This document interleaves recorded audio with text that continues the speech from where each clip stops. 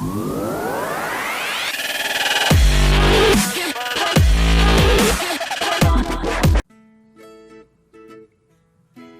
Kalyan Katamarayudu teaser release అయి 4 రోజులు అవుతున్న యూట్యూబ్లో నెంబర్ 1గా ట్రెండ్ అవుతూ రికార్డ్స్ సృష్టిస్తోంది. చాలామంది సెలబ్రిటీస్ కూడా టీజర్ మీద ప్రశంసల జల్లు కురిపించారు.